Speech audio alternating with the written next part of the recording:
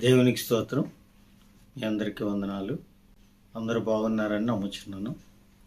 దేవుడు మరొక అవకాశం, మరొక సమయం దేవుడు మనకు అనుగ్రహించినందుకు దేవునికి స్తోత్రాలు చెల్లించుకుంటున్నాను. అదేవిధంగా మరి ఈరోజు మాట్లాడబోతున్న టాపిక్ ఏంటంటే స్వస్థత ఎన్ని విధములుగా దేవుడు చేయబోతున్నాడు. చాలా రిఫరెన్స్లు ఉన్నాయి, కానీ అవన్నీ నేను చూపించట్లేదు. దేవుని యొక్క గ్రంథంలో మనం ఈ లోకంలో పుట్టిన మనక నుంచి మరి చనిపోయినంత వరకు మన జీవితంలో అనేకమైన రోగాలు ఎదురవుతుంటాయి. ఆ రోగాలు స్వస్థపరచబడ్డానికి డాక్టర్లు, మందులు మరి అన్ని విధాలుగా వెళ్తుంటాం. కానీ యేసుక్రీస్తు వారు ఈ భూమి మీదకి వచ్చినప్పుడు మన కోసం ఏం మాట్లాడారు, అసలు ఈ లోకానికి ఎందుకు వచ్చారంటే మెయిన్ మన పాపములు క్షమించడానికి, అలాగే మన ఆత్మను రక్షించడానికి. మనం ఆత్మ డెవలప్ అవ్వడానికి చూసుకోం, ఆత్మను రక్షించుకోవడానికి చూడడం, ఎక్కువ శరీర స్వస్థతల కోసం చూస్తాం. అయితే ఈ లోకంలో తప్పదు, శరీర బలహీనతలు ఎన్నొచ్చినా శరీర స్వస్థత కోసం ఎవరైనా ప్రయత్నం చేస్తాం. అయితే దేవుడు ఈ లోకపరంగా ఈ లోకంలో శరీరంలో ఉన్నంత కాలము కూడా ఏ విధంగా మనల్ని దేవుడు స్వస్థపరచబోతున్నాడు దేవుని యొక్క వాక్యములో చూద్దాం. దేవుని యొక్క గ్రంథములో నుంచి పేతురు రాసిన మొదటి పత్రిక 2వ అధ్యాయము 24వ వచనంలో ఈ విధంగా రాయబడి ఉంది. మన పాపముల విషయమై చనిపోయి నీతి విషయమై జీవించినట్లు ఆయన తానే తన శరీరమందు మన పాపములను మ్రాని మీద మోసుకొనెను. ఆయన పొందిన గాయముల చేత మీరు స్వస్థత నొందెతిరి.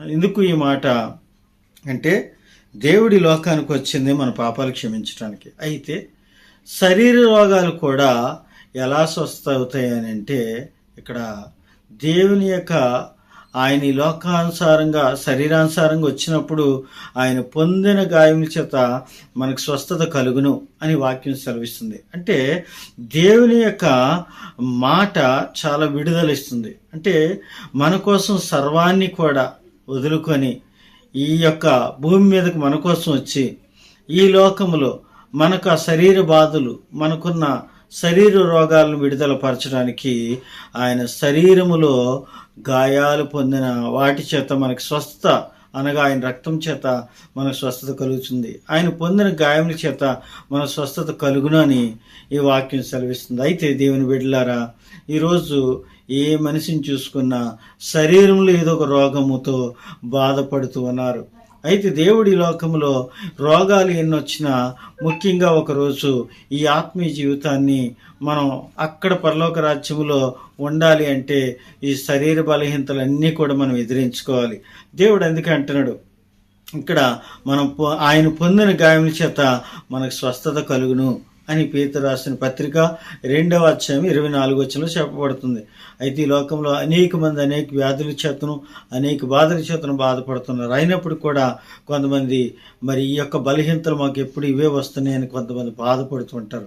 దేవుడే ఈ లోకంలో ఉన్నప్పుడు ఆయన మన కోసం శ్రమపడి ఈ లోకంలో ఆయన మన కోసం స్వస్థత ఇవ్వడానికి ఆయన సర్వాన్ని కూడా వదులుకొని ఈ లోకంలోనికి వచ్చి ఉన్నాడు. కనుక మనం ఆయన మాట ప్రకారం జీవించినప్పుడు ఈ యొక్క గాయాల్లో వచ్చిన రక్తము మనం విశ్వసిస్తే దేవుడు ఖచ్చితంగా దేవుడు సంపూర్ణమైన స్వస్థిస్తాడు.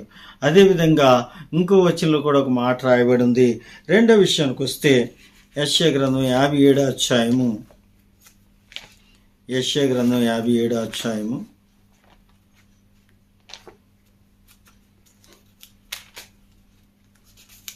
18వ వచనం. యెషయా గ్రంథం 57:18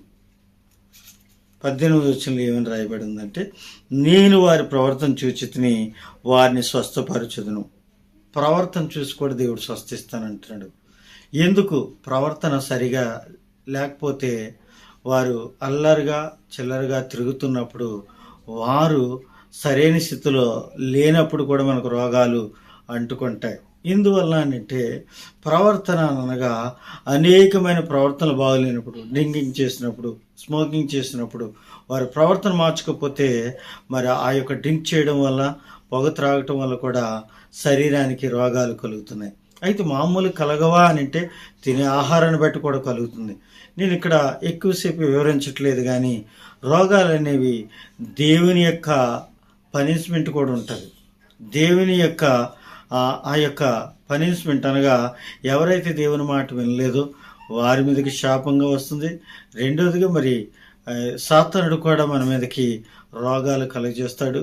మరి మూడవదిగా మనం తినే ఆహారం వల్ల కూడా రోగాలు కలుగుతాయని ఆయన వాక్యం సెలవిస్తుంది. అవన్నీ నేను చూపించట్లేదు, కానీ ఇక్కడ మన ప్రవర్తన బట్టి కూడా దేవుడు స్వస్థపరుస్తానని ఆయన వాక్యం సెలవిస్తూ ఉంది. కాబట్టి దేవుని యొక్క మాటలు వింటున్న దేవుని బిడ్డ, నువ్వు ఈరోజు ఏ రోగంతో ఉన్నా, ఏ బాధతో ఉన్నా, ఏ వ్యాధితో ఉన్నా ఆయన మాట వింటే, ఆయన నీ ప్రవర్తన మార్చుకుంటే దేవుడు మీ జీవితంలో గొప్ప కార్యాలు దేవుడు చేయబోతున్నాడు. కాబట్టి వాక్యం వింటున్న దేవుని బిడ్డ, నీ శ్రమ చూసి కానీ, నీ వ్యాధి చూసి కానీ, నీ రోగం చూసి కానీ నువ్వు బాధపడొద్దని ఆయన వాక్యం సెలవిస్తుంది.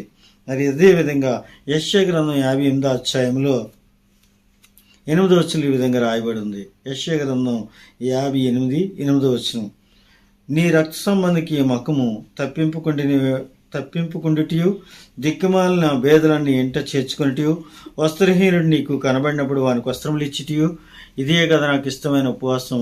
అలాగ నువ్వు చేసిన ఎడల నీ వెలుగు వేకు చెక్క వలె ఉదయించును, స్వస్థత నీకు శీఘ్రముగా లభించును. అంటే ఇక్కడ ఉపవాసం చేసినప్పుడు కూడా మనం ఏ విధంగా ఉండాలో ఈ యొక్క వచనంలో రాయబడి ఉంది. అట్టి విధంగా మనం చేసినప్పుడు కూడా నీకు నీ కుటుంబానికి స్వస్థత శీఘ్రముగా లభించునని దేవుని యొక్క వాక్యం సెలవిస్తుంది. కాబట్టి మనం వాక్యాన్ని ఆధారం చేసుకుని మన జీవితాలు సరి చేసుకుంటే దేవుడు నువ్వు ఏ వ్యాధి ఉన్నా, నువ్వు ఏ రోగంతో ఉన్నా, ఏ పరిస్థితిలో ఉన్నా, ఏ సమస్యలో ఉన్నా దేవుడి యొక్క వాక్యం నేను స్వస్థపరుస్తుంది. కాబట్టి ఈ యొక్క విషయాన్ని మనం గమనించినట్లయితే ఈ యెషయా గ్రంథం 58:8 ఈ విధంగా రాయబడి ఉందని మరొకసారి నేను చదువుతున్నాను. నీ రక్త సంబంధికి మకుము తప్పింపుకుండిటియు, దిక్కుమాల భేదలన్నీ ఎంట చేర్చుకుంటియు, వస్త్రహీనుడు నీకు కనబడినప్పుడు వానికి వస్త్రములు ఇచ్చిటియు, ఇదే కదా నాకు ఇష్టమైన ఉపవాసము. అలాగ నువ్వు చేసిన ఎడల నీ వెలుగు వేకు చెక్క వలె ఉదయించును, స్వస్థత నీకు శీఘ్రముగా లభించును. అంటే స్వస్థత ఏ విధంగా కలుగుతుందంటే ఈ యొక్క ఉపవాసములో ఏ విధంగా ఉండాలో ఆ విధంగా ఉంటే స్వస్థత నీకు శీఘ్రంగా దొరుకుతుందని దేవుడు క్లియర్గా వాక్యం ద్వారా మాట్లాడుతున్నాడు. ఇవన్నీ వివరించడానికి సమయం లేదు, కానీ లేకపోతే ఇవన్నీ చెప్పాలంటే చాలా ఎక్కువ సమయం పడుతుంది కనుక నేను సింపుల్గా నేను తెలియపరుస్తున్నాను. కాబట్టి దేవుని యొక్క మాటలు వింటున్న దేవుని బిడ్డ, నువ్వు ఏ రోగంతో ఉన్నా, ఏ వ్యాధితో ఉన్నా ఆయన రక్తము నేను స్వస్థిస్తుంది, ఆయన గాయాలు నీకు స్వస్థిస్తుంది. కనుక నీ యొక్క జీవితంలో ఏ బాధలో ఉన్నా, ఏ వ్యాధులు ఉన్నా ఆయన మాట మీద నువ్వు నమ్మకం ఉంచితే దేవుడు సంపూర్ణమైన స్వస్థత, ఆరోగ్యము దేవుడు కలుగజేస్తాడు. కనుక ఇంకో విషయాన్ని మనం గమనించినట్లయితే మార్క్స్ వార్త 5వ అధ్యాయము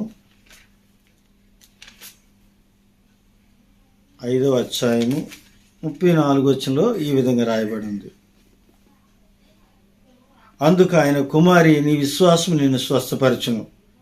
ఇక్కడ విశ్వాసం వల్ల కూడా స్వస్థత శీఘ్రముగా దొరుకుతుంది. ఎందువలన అంటే దేవుని యొక్క మాట వినటం వల్ల విశ్వాసం కలుగుతుంది. విశ్వాసం అనేది మనుషుల మాటల వల్ల కాదు, కానీ దేవుని మాట వల్ల విశ్వాసం కలుగునని దేవుని యొక్క మాట సెలవిస్తుంది. అంటే ఈ విశ్వాసం వల్ల కూడా నీకు స్వస్థత కలుగుతుందని దేవుని యొక్క వాక్యము సెలవిస్తుంది. కాబట్టి దేవుని మాట వింటున్న నీవు ఎంతకాలం దేవుని మందిరానికి వెళ్ళినా, ఎంతకాలం దేవుని మాట విన్నా నీకు ఒకవేళ స్వస్థత రాకపోతే బాధపడద్దు. అయినప్పుడు కూడా ఈ లోకంలో మన బాధలు, రోగాలు రాక తప్పదు. కాబట్టి దేవుని మాట ప్రకారం జీవిస్తే, దేవుని మాట మీద విశ్వాసం కలిగి ఉంటే దేవుడు నీకు స్వస్థత ఖచ్చితంగా కలిగిస్తాడు. అందుకే ఇక్కడ మాట సెలవిస్తుంది.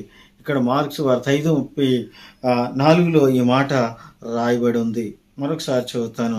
అందుకు ఆయన, కుమారి నీ విశ్వాసం నిన్ను స్వస్థపరచును, సమాధాన గల దాని వైపు నీ బాధ నివారణ నీకు స్వస్థత కలుగునుగా కానీ ఆమెతో చెప్పాను. కాబట్టి విశ్వాసం వల్ల కూడా నీకు స్వస్థత కలుగుతుంది. కాబట్టి ఇంకా నా జీవితంలో రోగం స్వస్థత పడలేదని బాధపడొద్దు, లేకపోతే ఈ వ్యాధి కూడా ఇంకా నాకు విడుదల రాలేదని నువ్వు భయపడవలసిన పని లేదు. ఎందుకంటే దేవుని యొక్క మాట చాలా విలువైంది, ఆయన మాటలో గొప్ప విడుదల ఉంది. కాబట్టి ఈ లోకంలో రోగాలు బలహీనతలు రాక తప్పదు.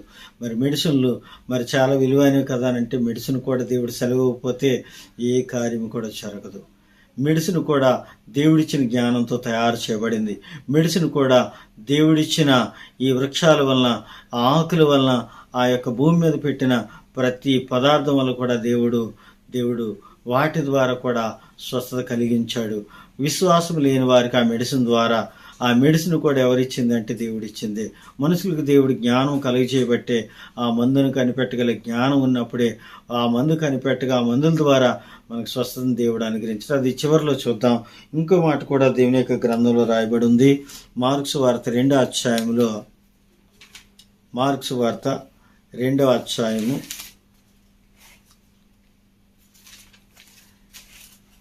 2:12. తక్షణమే వాడు లేచి పరిపెత్తుకొని వారందరి ఎదుట నడిచిపోయాను కనుక వారందరూ విభ్రాంతి నొంది మనం ఇలాంటి కార్యములు ఎన్నడూ చూడలేదని చెప్పుకొనుచు దేవుని మహిమపరిచిరి. అంటే ఇంకా మనం ముందుకు చూస్తే క్లియర్గా రాయబడి ఉంటుంది.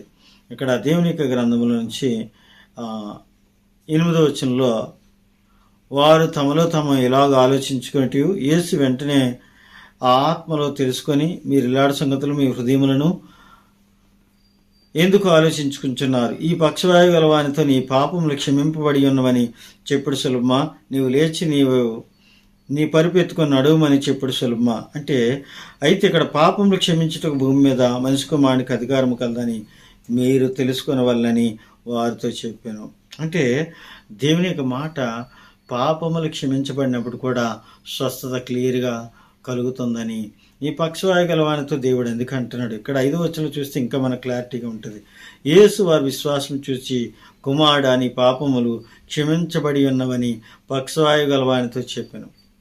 అంటే ఈ యొక్క విశ్వాసములో దేవుడు ఏమంటున్నాడంటే పాపములు క్షమించబడినప్పుడు దేవుడు స్వస్థత కలిగిస్తానని ఆయన మాట సెలవిస్తుంది. ఈ మార్క్స్ వార్త 2వ అధ్యాయంలో క్లియర్గా 5వ వచనంలో చెప్పబడుతుంది.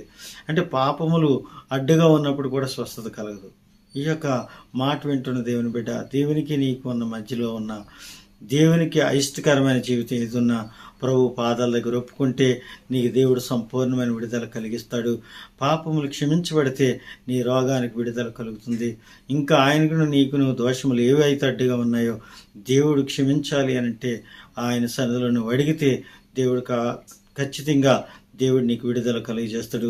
మరొక మాట మనం చూసుకున్నట్లయితే ఎజెకియేలు గ్రంథం 47వ అధ్యాయము, ఎజెకియేలు గ్రంథం 47వ అధ్యాయము 12 వచనంలో ఈ విధంగా రాయబడి ఉంది. 47:12 నదీ తీరమున ఇరుప్రక్కల ఆహారం ఇచ్చు సకల జాతి వృక్షములు పెరుగును, వాటి ఆకులు వాడిపోవు, వాటి కాయలు ఎప్పటికీ రాలువు. ఈ నదీ నీరు పరిశుద్ధ స్థలంలో నుండి పారుచినది గనక ఆ చెట్లు నెలకు కాయలు కాయను, వాటి పండ్లు ఆహారమునకును వాటి ఆకులు ఔషధమునకును వినియోగించును. అంటే ఈ ఆకులు ఔషధమునకు ఉపయోగించును. ఔషధం అనగా మందులు. కాబట్టి మందుకి అనగా మన శరీరంలో ఏ గాయాలైనా ఆకులతో కొన్ని మెడిసిన్స్ తయారవుతున్నాయి. అలాగే దేవుడు ప్రతి ఒక్కటి కూడా మనిషి జ్ఞానం ఇస్తేనే ఈ వృక్షాల్లో ఉన్న ప్రతి ఒక్క పదార్థం ద్వారా దేవుడు వారికి కనిపెట్టగలిగే జ్ఞానాన్ని కలిగజేస్తాడు. చాలామంది ఏమనుకుంటారంటే మరి మందులే కదా స్వస్థిస్తాయి, మందులే కదా మనకు విడుదల ఇస్తాయి అంటే మందులు తయారు చేయడానికి దేవుడు జ్ఞానాన్ని మానవుడికి కలుగజేస్తాడు. ఆ మందులు ఎవరిచ్చినవి అంటే దేవుడిచ్చినవి. దేవుడిచ్చిన దాన్ని మనం వినియోగించుకుంటేనే దేవుడు మనకు స్వస్థ ఆ మెడిసిన్ ద్వారా దేవుడు కలుగజేస్తున్నాడు. కొన్నిసార్లు ఎన్ని మెడిసిన్లు వేసుకున్నా రోగాలు తగ్గలేని రోగాలు ఎన్నో ఉన్నాయి. ఈరోజు వాక్యం వింటున్న దేవుని బిడ్డ, నువ్వు ఎన్ని మందులు వేసుకున్నా, ఏ మాట ఎన్నోసార్లు ఎన్నో తిప్పలు పడి లేకపోతే ఎన్నో బాధలు పడి మందులు వేసుకుని నాకు విడుదల రాలేదు, నువ్వు భయపడొద్దు. ఈ మెడిసిన్ కూడా దేవుడు ఆజ్ఞ లేకుండా తయారు చేయబడలేదు. ఆ మెడిసిన్ వేసుకున్నప్పుడు కూడా దేవుడు స్వస్థత అనుగ్రహించాలి. కాబట్టి ఈ మాట వింటున్న నీకు నీ జీవితానికి దేవుడు విడుదల రావాలంటే దేవుని యొక్క మాట వినాలి. అందుకే దేవుడు ఈ 47వ అధ్యాయము ఎజెకియేలు గ్రంథం 47:12 నదీ తీరమున ఇరుప్రక్కల ఆహారం ఇచ్చు సకల జాతి వృక్షములు పెరుగును, వాటి ఆకులు వాడిపోవు, వాటి కాయలు ఎన్నటికీ రాలువు. ఈ నది నీరు పరిశుద్ధ స్థలంలో నుండి పారుచున్నది గనుక ఆ చెట్లు నెల నెలకు కాయలు కాయను, వాటి పండ్లు ఆహారమునకును వాటి ఆకులు ఔషధమునకును వినియోగించును. కాబట్టి చాలామంది ఏమనుకుంటుంటే మెడిసిన్ వేసుకుంటేనక స్వస్థ, దేవుడి మాటలు దేవుని గాయాలు ఎక్కడ స్వస్థపరుస్తాయి అని అనుకుంటాం. ఈ రోజుల్లో మనం ఎన్ని మెడిసిన్లు వేసుకున్నా ఎన్నో రకములైన రోగాలు మనకు కలుగుతున్నాయి. అయితే ఈ లోకంలో మానవుడు రోగం నుంచి కానీ వ్యాధి నుంచి కానీ తప్పించుకోలేడు. మనం చూస్తే ఈ లోకంలో అన్ని సమస్యలు బాధలు ఆదికాండంలో రాయబడి ఉంది. దేవుడు ప్రతీది కూడా మంచిదని సృజించాడు. కాబట్టి ఈ వృక్షాల నుంచి ఆకుల నుంచి దేవుడు మానవుడికి జ్ఞానం ఇచ్చి మెడిసిన్ తయారు చేయటానికి దేవుడు మనకి అనుగ్రహించిన ఆయన యొక్క మహిమ నిమిత్తం మనం ఎంతో వందనాలు చెల్లించాలి. కాబట్టి వాక్యం వింటున్న దేవుని బిడ్డ, నువ్వు ఏ పరిస్థితిలో ఉన్నా, ఏ వ్యాధులు ఉన్నా, ఏ రోగములు ఉన్నా దేవుడు విడుదల ఇవ్వగలడు.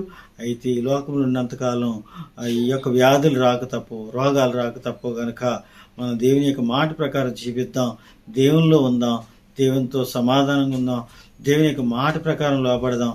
దేవుని యొక్క వాక్యాన్ని వింటూ ఆయన మాటల్లో నువ్వు ధ్యానించినట్లయితే నువ్వు ఏ పరిస్థితుల్లో ఆయన విడుదల పొందగలవు. ఈ మాటలు వింటూ నీ జీవితంలో గొప్ప కార్యాలు రాబోయే దినాల్లో దేవుడు జరిగించునుగాక. దేవుడి మాటలు దీవించునుగాక. ఆమేన్.